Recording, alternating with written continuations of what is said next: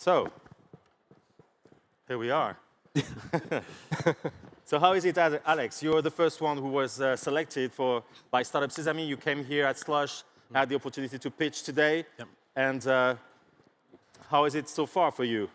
Well, I mean, Slush is a truly inspiring event for a lot of reasons. I think probably the thing that sticks out to me most is how multinational it is. I mean, realistically, I've met people from China, certainly from the US and other countries around Europe. But I mean, the true breadth of how many different countries are represented here is truly inspiring, I think.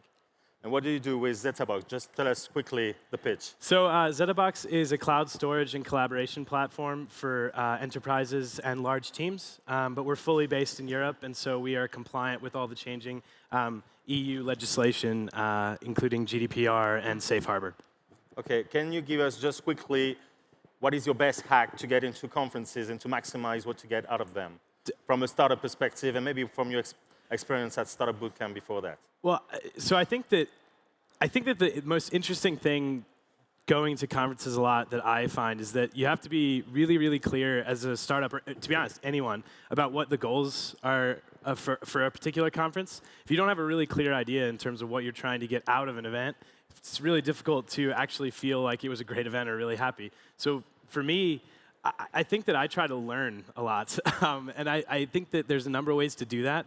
One of them is obviously to go to different talks and interesting things like that, but probably the more valuable thing for a startup, I think, is actually just having as many conversations as you can and making mental notes about things that you can improve on and things that you can tweak. I mean, in the last 24 hours, I've had so many conversations of things that I can fix or change or do differently next time, and it's like basically one giant crucible of like learning, and you can learn almost in any kind of conversation or by watching someone or by looking at a particular, I don't know, a particularly attractive booth. There's so many ways you can learn at a conference. That's what I think is probably the best attitude you can have as a conference attendee is just try to learn as much as humanly possible and then be clear about the things that you're trying to take away from it and then, apply to the rest of your business later. Okay, what was your first startup conference? My first startup conference, actually, I went to, so this is actually a slightly weird one. It's called Makerland in Warsaw, and it's about Raspberry Pis. It's really small, but it's all about, literally, they have tons and tons and tons of Raspberry Pis, and there's just people doing workshops on how to do different things. Interesting. I'd like to move on to Pioneers right now, because you have made a big announcement just yesterday with the way you're going to select and work with startups in your next event in end of May. It's called Pioneers 500, if I'm correct. Can you tell us more what's going on with this? Sure, yeah. So the Pioneers 500 is a program that we have set up now and just announced yesterday, actually. It's an annual selection of the 500 most promising early-stage startups. That means startups that have raised less than 3 million euros to date. And we're going to find these guys because, I mean, we don't know who the 500 best startups are out there, right? And I think nobody knows in this room. So we have to activate the whole community in that, and that's why we've partnered up with several investors and accelerators like Startup Bootcamp, Seedcamp, Techstars, Excel, Index, and so on. So everybody's on board here. We try to identify these companies, and we want to bring them over to the event to participate in the whole thing. And Pioneers on that side is going to cover the cost of 2 team members of each Pioneers 500 company. So that's our investment that we make into this. Well, all the cost? Well, it's about participating in the event. Okay. That's insane, as nobody has ever done it so far, right? Sure, yeah, that's right. And do you expect to keep that number, like 500 number, in the future edition as well? Yeah, so Pioneers Festival also is going to be invite only on that side, and we're about 2,500 people. So now 1,000 of them are going to be handpicked and curated entrepreneurs, early stage entrepreneurs. And we really want to balance it. I mean, that's what you said before. It's about the conversations that you have at the event. It's about the relationships, right? I think everybody agrees on that. The startup business on that side where we are in, it's a relationship business. It's a people's business, right? So this is what we're about. We want to make or build the infrastructures and services where startups can become more successful by building the relationships that they need. So if you have 1,000 people then from early stage companies at the event, you have to balance that on the other side with the right investors, with the right corporations, and so on. So all this needs to be structured on that side. You need to write tools, and then let's go and let the people do their business. Yeah. And you're talking about relations, Bindi. You're a connector. I am. You are a startup expert, a connector, advisor. You came from a Silicon Valley Bank, before that Microsoft. So you've been involved in the startup conference scene quite a lot, and done different things in the past years. Tell us a little bit more what's your background, what you know about that. So I guess I come at it from the perspective of having been a sponsor of conferences and using conferences for business development and trying to win business. From a sponsorship perspective, it's simple. It's about getting the brand out there. It's about getting people to know who you are. I remember in my Microsoft days, back then it wasn't really the most startup-friendly of brands. You know, the EU judgment had happened, and so it was really about making someone like a Microsoft, you know, show that they're part of the ecosystem. Again, both with Microsoft and Silicon Valley Bank, it was about winning new business. So you're there, you're meeting the good companies. A lot of what I did for both companies was like deal scouting and finding right clients, really interesting companies, and you find them here. So the pitch competitions for me were always very valuable. And then also, everybody's here, so it's concentrated. And sometimes it's impossible to get time in people's diaries. So I spent a lot of time, you know, working with VCs in both roles. And you know the VCs are going to be here. So you know you're going to be able to sit down with them and chat with them because they're going to be here. So it's just having that concentration of people in the meetings. And what type of concentration do you like? I mean, is there a perfect size for a conference for you? Well, I've been to them all now. I was at Web Summit last week and this week. They're really big, all of these conferences. I think being really open, getting a speaker slot is sometimes part of the sponsorship package. And that's great because that means you're backstage, you're getting invited to the right dinners. And so that concentration means it's worthwhile investment into Have sponsoring. you seen some evolution in the past few years in terms of those events? And I'm sure a few years ago they were smaller. Now Yeah, looks very, like a lot very of small. events. I mean, I went to, you know, I've been to a lot of conferences and I've seen them all grow massively. I think, you know, in 2008 it was less mainstream.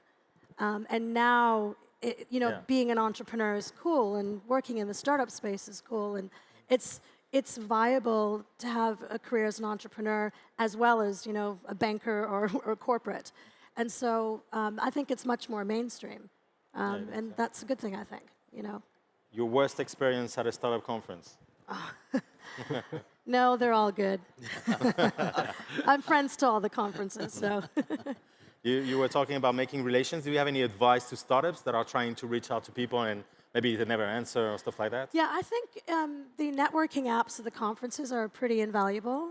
So I always make a point of downloading the app, putting my LinkedIn profile, trying to get an idea of who's there, because then, you know, you get people in the organization to do some scouting in advance and set up meetings in advance. I think it's hard to just come into a conference of this size and just walk around and not want to meet people. So I usually tend to do a bit of upfront scouting, know who's there, try to set up meetings, and the like. Or if I look at the speakers, and I'll try to set up time with them as well. Okay. So I think it's important to plan before you come to events like this. Obviously. And maybe I can ask Jan about this, because you're like, to me, you're like a matchmaker expert or something like that. You really focus on cracking the code of matchmaking with your conference, Arctic 15, which is a conference here in Helsinki. Can you tell us a bit more how you do it and what you intend to do in terms of matchmaking? Basically, we thought about how can we improve the basic matchmaking.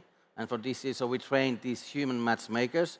So we try to facilitate like the random meeting and helping them, because Finnish people often, they might be a little bit shy to go to talk to people, especially. So we train 10 people to go around the area, and then if they see a single person, they go to talk to them, try to connect to them, try to find something valuable for them. And we got really good results on that. So now we are basically spinning off a company in the next 6 months, and we're going to bring out the deal room outside of the Finland too. Interesting. And offering like turnkey solutions for any event organizers' matchmaking problems, let's say. Because for you, matchmaking is obviously one of the main reasons why people come to an event. I mean, the networking function of it, right? What do you do at Pioneers to enhance matchmaking and help startups actually connect with the right people? Yeah, we're going a bit more on the data side, I would say. Yeah. So for the last event, we really tried that, and it worked pretty well in the first place. Really to ask the right questions to identify what the people are about, what they're interested in. And then we send out to each and every single attendee upfront like an information email, a PDF in the end where it says like, okay, these are the 5 people that you should meet based on the information that you gave us. Yeah. And The only thing I think that, or how we can increase the quality of the whole thing is, people are not used to this at the moment. So every data set is only as good as the data that you get from the people. So I think that's the next step that we have to do, is to educate the people to give us better data. So it's no sense of, if you ask an investor, like, what do you invest in, they like say yes to everything. Then it's like, okay, then no match will be good. So people have to be specific about what they want to achieve, and this comes into the preparation phase as well, like what am I interested in, what are my KPIs, what are my goals of when I go to an event, and this is something that they have to communicate to us, and then we can provide them with everything they need. There are businesses sprouting up that I've seen, one or two, and I'll leave them nameless for now. But what they're trying to do is actually do that on a mass level for conferences like all of yours. And really it is a big data play. And what they'll do is, in advance of the conference, give you these are the 5 people you should meet based on your common interests. So I'm seeing a few companies popping up like that. Yeah, trying to break the code, right? Yeah. But like, if you're giving the list of 5 people, how are you making them to meet? Are you facilitating that somehow, or are your people? Like you insist in the human element of going to someone and actually get them to meet together, right? That's something you still see as an important value from the event side. Not only work within an algorithm, but actually bring people together. Okay. Like physically, yes. Yeah, and what's just getting back to Pioneers? What industries are you covering? Is it like a general topic conference, or you're more into certain verticals? No, Pioneers is actually focusing on 7 specific verticals, but actually they cover like the full spectrum of tech innovation. Okay. So everything from A to Z, from aerospace to robotics to software, hardware. It's basically everything. But you can check that out. It's like we try to make it quite broad. So there's like materials and manufacturing, for example, as one or so. So you will not find the classic code words on it, or like the splash words, like robotics and so on. And we'd really try to nail it down in these industries, and then you could also nail it down on technologies and so on, but it's a mix of this. And what about you, Jan? You have any specific industry, or what's We're close to fairly general, but we'll have some couple of bigger tracks there for sure. We haven't announced them yet, so we have to wait for a little bit. Okay. Maybe gaming's gonna be a big topic for you. Yeah. Interesting. What is your key advice to a startup when attending a conference? Yours, Jan. Mine. Okay, prepare well. Like, set some goals, make a list of people you want to, and then go hunt for them. And try to infiltrate speaker lounges, investor lounges. Try to hack yourself in there. Yeah. If you get in, don't come out. Stay there. It's about hustling, right? Yes. It's all about the hustle. Yeah. And I it doesn't matter. Like, for me, that's where like goals came in personally. When I go to conferences, like, I know who I want to meet, but I also know like key questions that I want to ask them. Like, it's not like I have a script where I'm like, literally reading out the questions that I want to ask, but I really want to know, like, okay, what can this person help me do? Yeah. Am I going to get them to introduce me to someone else? Are they going to be able to, I don't know, deliver some kind of key advice that I need to move forward with my project? Like, really knowing, like, well, okay, what am I going to ask and what am I going to learn from them is really important for me, or has been important for me in conferences before. And for that, I'd like to add, like, that don't ask first so immediately, hey, can you help me, can you help me? Yeah. Like, listen to ask them connect on a personal level first, and then maybe later you can ask them advice. And I'm a huge advocate of the pay it forward principle. I think, you should ask whoever you're talking to, how can I help you? Yeah. And that's just a nice way to really open the door as well, I think. And sometimes just be selfless and give, because it will come back to you. And I find that's a really good way of, I guess, as you say, hacking the conference. Yeah. So how could you help the people who are staying with us here tonight? Connections. Connections.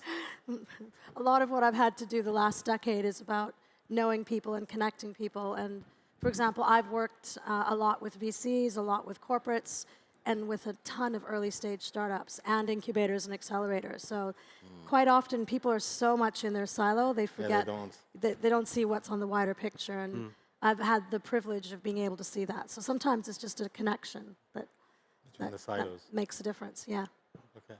And one of the impact that we expect to have with Startup Sesame was to bring events to collaborate together a lot more, meaning that usually you are focusing on a special geography or maybe some verticals, and there even some competition between events, but a place like Slush is showing us that the collaboration is important, and that we can certainly build bridges between international ecosystems like Asia coming to Finland, which is quite crazy. What's your take on that? Maybe I can ask you, because you were doing something in the Balkans recently. Yeah, as well. Yeah. So, but I think in general, I mean, you can go cross nationalities, and it's important to have a really diverse crowd there, like basically from all over the world. I think it's just you can just learn from all the other peoples, right?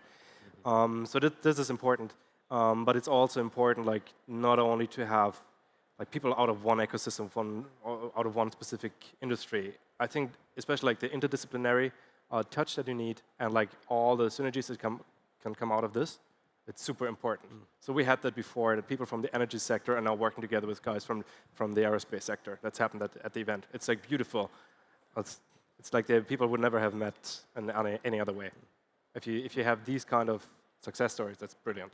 And talking about success stories, there is obviously in most startup conferences there is like competitions and pitch competition that are also meant to help early stage companies, right, to get something out of the event.